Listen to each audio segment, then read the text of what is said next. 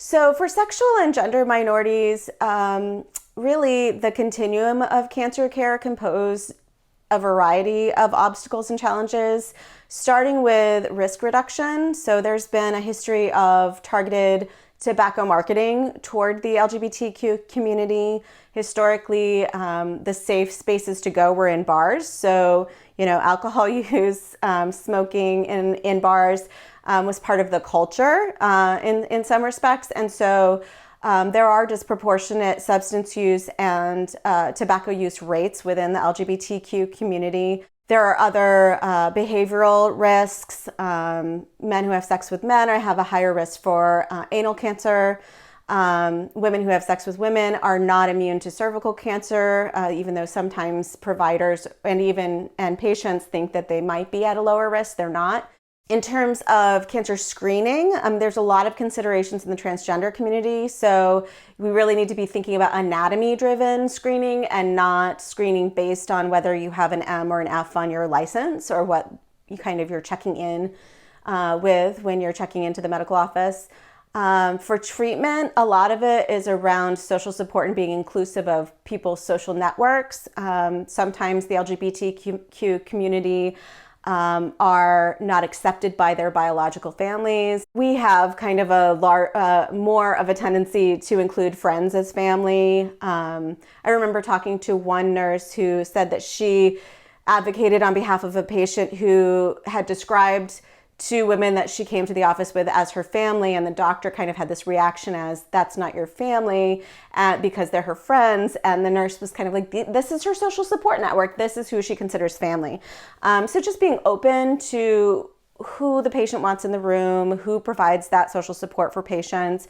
And then there are a lot of things we don't know around kind of hormone balance, exogenous, endogenous hormone balance, differences in body composition, hormone balance, and cancer treatment. We know that there are some cancer drugs that work differently for sure in men and women. And so what that means for transgender individuals, for intersex individuals, there's just a lot of things we don't know. And the research is really just starting or hasn't started yet. So just being kind of open and thinking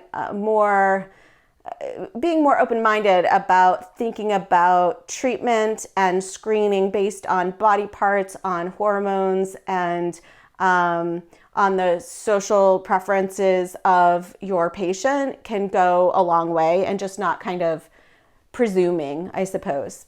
So patient navigators are a really important advocate for sexual and gender minority patients. Just creating that space to open up and say, hey, I know this is my legal name, this is what is on my billing. I'd really prefer that you call me this. This is my name. This is the name that I use. And I would prefer that you refer to me with these pronouns. This is my support person, whoever that may be.